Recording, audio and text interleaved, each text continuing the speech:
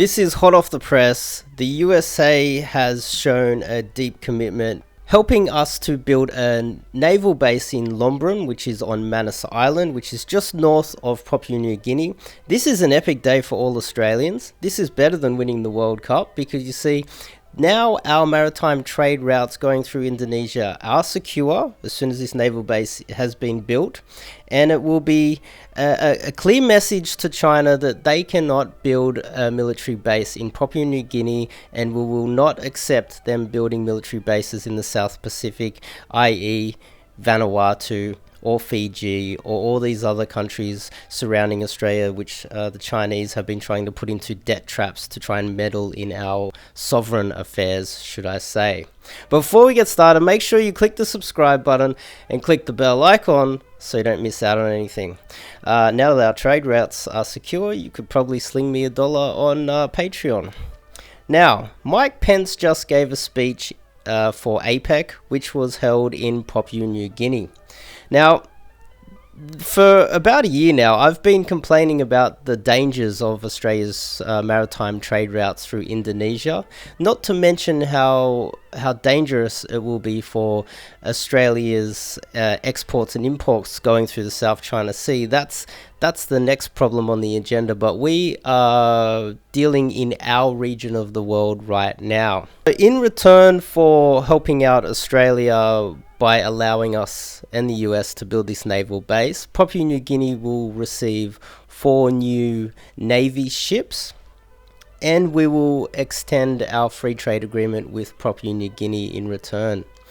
You see, they're also trading with China as well, and we definitely do not have a problem with Papua New Guinea making money and trading with China, but we do have a problem if China wants to create a debt trap and take a port in Papua New Guinea, create a naval base which can threaten Australia's sovereignty. We don't like that. And another thing we don't like is Papua New Guinea playing us off against each other when this is a life or death situation for Australia. And today, it's my privilege to announce that the United States will partner with Papua New Guinea and Australia on their joint initiative at Lombron Naval Base on Manus Island. Know that the United States offers a better option. We don't drown our partners in sea of debt. We don't coerce or compromise your independence. The United States deals openly, fairly. We do not offer a constricting belt or a one-way road. When you partner with us, we partner with you, and we all prosper. While our ongoing investment in prosperity across this region has been immense, the United States has also continued to stand with like-minded nations to ensure security and peace across the Indo-Pacific. Mike Pence makes a very good point here. Let's just use Sri Lanka as an example. Sri Lanka, a loan from the Chinese Communist Party to build a port. The thing is, it was the interest was way too high. They defaulted on their loan, and now China owns that port in Sri Lanka. And now that they can run military and naval exercises in that region, arguably to threaten not only India, but all surrounding countries. And we do not want that happening in our region of the world, Australia. So that's how you got to look at the world. There's a pattern to people's behavior, and China's behavior recently has been very malevolent. And if you look at Australia's history with China, not 30, 40 years ago, China was a third world country just covered in rice paddies. They couldn't even afford a bike to get to work, and there was no infrastructure. The country was worse than third world. We were sending aid to China so they could feed their people, and also we were giving zero interest loans to China to help them build their country. That's what happens when you have a good power in the region helping out the poorer countries. Australia had the power to invade China 50 years ago. They were so poor. We never dreamt of using our power for malevolent purposes.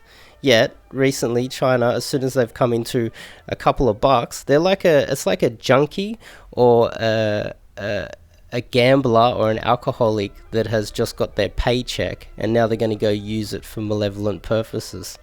Now you see, when Mike Pence mentions this, the fact that America is good for peace and prosperity and people benefit from having a powerful America in the region, some people laugh, some people idiots laugh. You have to be an absolute idiot to not believe that. Let's have a look at the difference, because you only have two choices in our region, having a strong America or a strong China. Now, let's have a look at the allies of America in the Asian region. Now, North Korea, allied with China. North Korea is a poor third world dictatorship. Would you like to live there? Probably not. South Korea, allied with America. Rich, 5G network, they have the fastest internet in the world, they've got some of the best phones, they got Samsung, they're creating cars like Hyundai. It's a booming economy in South Korea, and this is what happens when you trade with America and you have a friend, a secure partner like America is your friend. North Korea is what happens when you have China as a friend. Now, Taiwan's another example of what happens when you have a friend like America keeping you sovereign. Japan was rebuilt by the Americans, and now look at Japan. Tokyo is one of the best cities in the world. And then you look at Mongolia, who's allied with China. It is a third world, terrible place to live. No one wants to go to Mongolia. That's what happens when you're allied with China. Cambodia is a staunch defender of China's interests in the region. Cambodia is worse than Vietnam. See, the pattern's in front of you. You don't have to be a genius to work it out. If you're allied with America, your country will be secure, safe, fair, and prosperous. If your country is allied with China, they will milk it dry. It will become a dictatorship. Only the rich at the top will become rich and the rest of you will become economic slaves. That's the pattern that has emerged. Now you see, Xi Jinping was the angriest, the most aggressive I have ever heard him. Xi Jinping, the authoritarian dictator, Emperor Xi Jinping, he kind of chucked a bit of a tantrum. So listen to this. Economic globalization is trending on, yet protectionism, unilateralism are also showing their faces, blanketing world economy. The international landscape is evolving, but the development imbalance has not been improved. The world governance system is being upgraded as well, but we have backwardness in such global governance. During the changes, there will be a lot of challenges and risks. For another time, mankind is standing at a turning point, into catastrophes. And not far away from where I am from, during the Second World War, we have seen the Shanhu Hai War.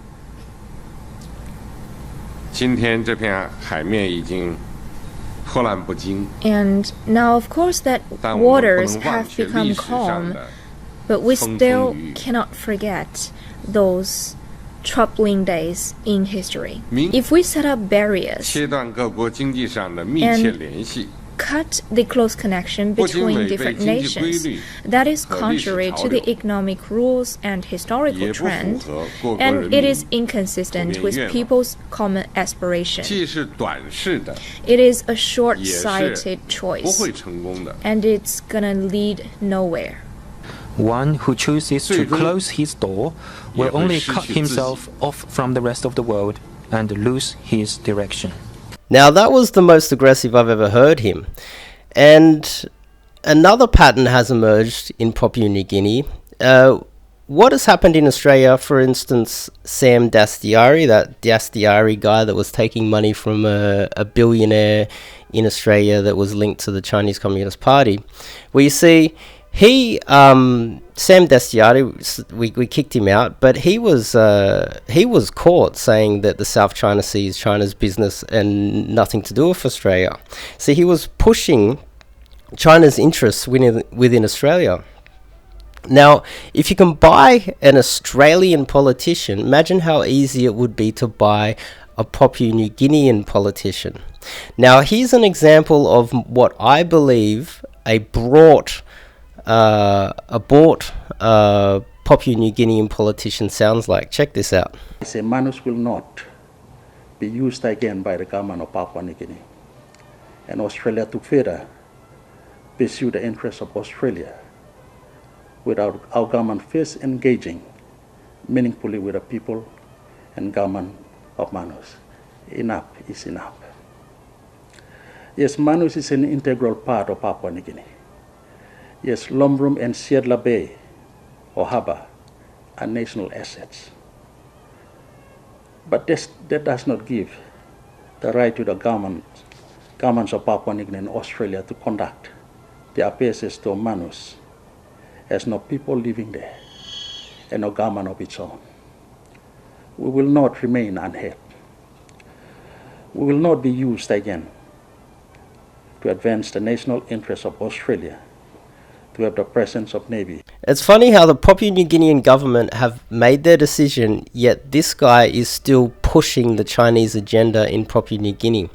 This is the pattern of how China does things in certain countries.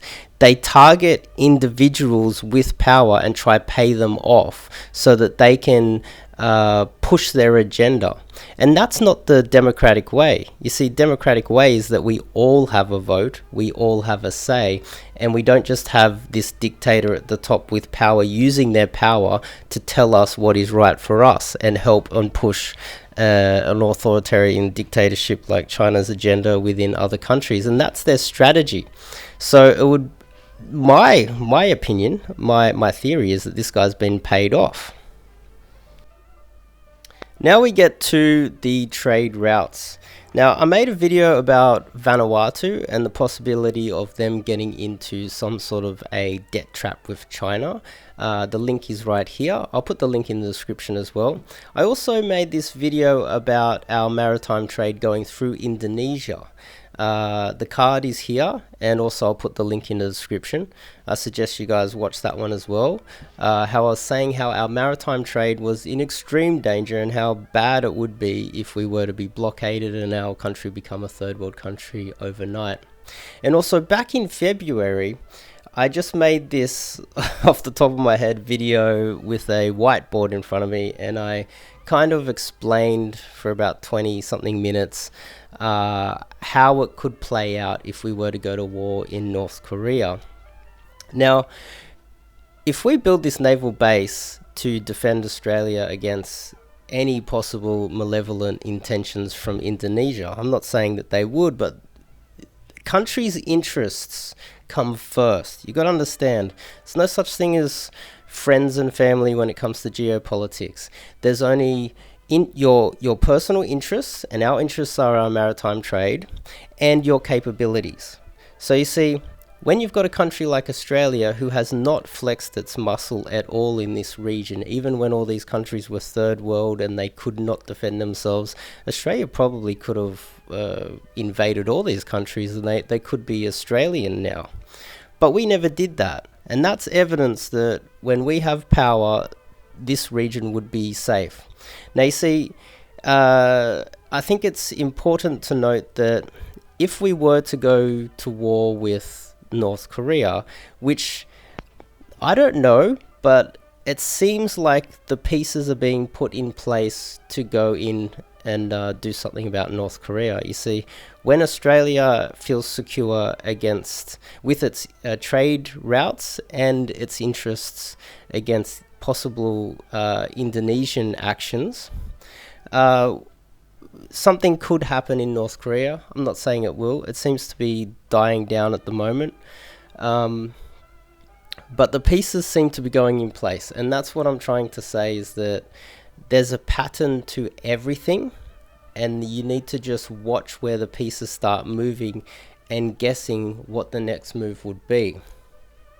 So today is an epic day for Australia. Our trade routes arguably are safer than they have been in a very long time, especially with the rise of Indonesia. We need to be very careful in our region. We might be friends with Indonesia. We could even be the best friends in the world with Indonesia.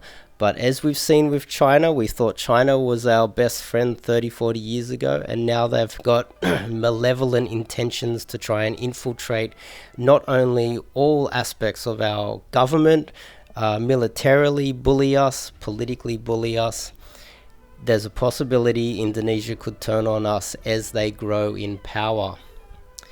So today's a really good day for everybody out there, and it's the first time I've been able to bring some good news ever on my channel, and this is the best news I've ever been able to bring you guys.